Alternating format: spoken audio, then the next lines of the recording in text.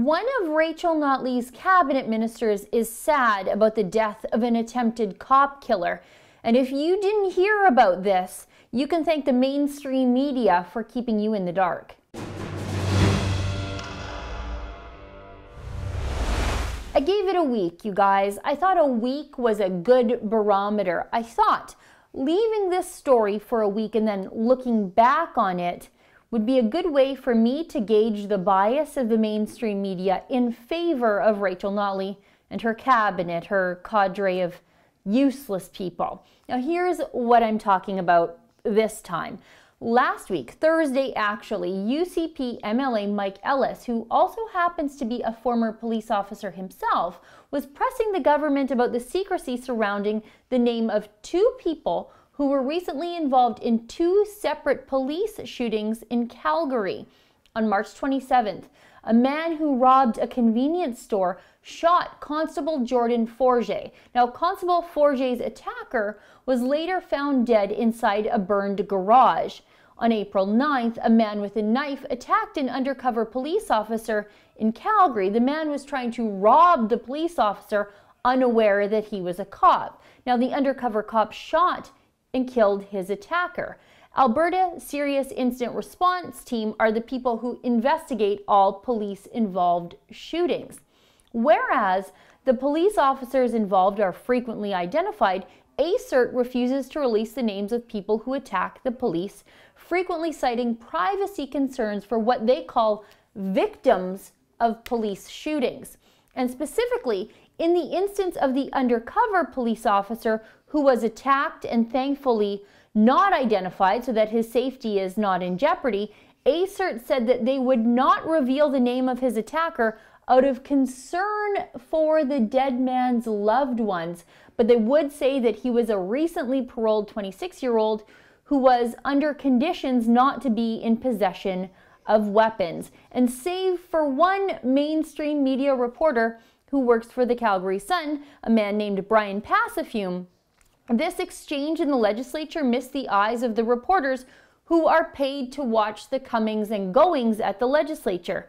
And also, I'll say kudos to Leisha Corbella of the Calgary Herald for also penning an article that demands transparency, not just for the police officers, but for the public. The names of these criminals should not be withheld to protect their families.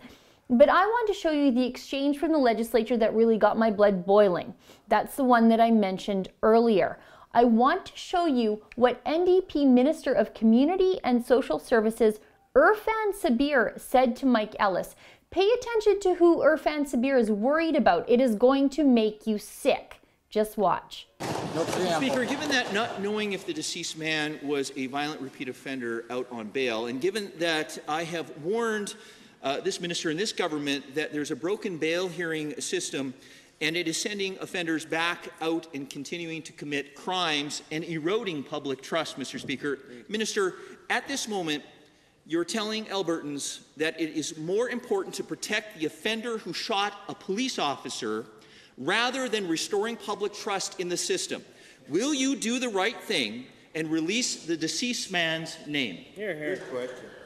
The Honourable Minister of Community and Social Services. Thank you, Mr. Speaker. And our thoughts are with the family and loved ones of the deceased. That was an operational decision made by the police, and they make those decisions on a case-by-case basis. They are the expert. They are the person on the ground. We work with them and provide them the support so they are able to do their work, and we will keep supporting them. Did you catch that there? Irfan Sabir is speaking on behalf of the entire government, and he said that their thoughts are with the family and loved ones of the deceased. The deceased in both of these instances are the dirtbags who tried to kill cops in the line of duty. Sabir has sympathy for the devil, but he has none for the officers and their families. Now, while Corbella has plenty of righteous disdain for the policy that prevents the release of these attackers' names, I've got plenty of disdain for a government minister who has no words for the police who were nearly killed in attacks, one of which is still fighting for his life in the hospital. Irfan Sabir should be fired. I'd like to fire that guy twice if I could. Sabir is lucky enough to avoid the scrutiny of the majority of the mainstream media, but I think everyone should know whose side he's really on. For the Rebel.media, I'm Sheila Gunreid. What you just saw there, what you probably just enjoyed there, is my daily video here at the Rebel. But I also do my own full-length show where I talk about issues facing Canadian families. To get access to my show and the rest of our incredible premium content, become a Rebel subscriber today.